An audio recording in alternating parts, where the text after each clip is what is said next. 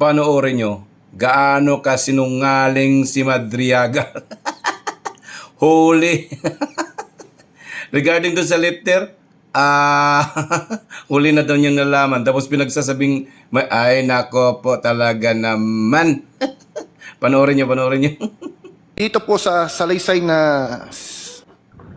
sinumpaan po ninyo, pinahayag po ninyo dito na ito pong magnetic lifter ay naglalaman ng methamphetamine hydrochloride. Ito po ay personal po niyong nakita doon sa magnetic lifter.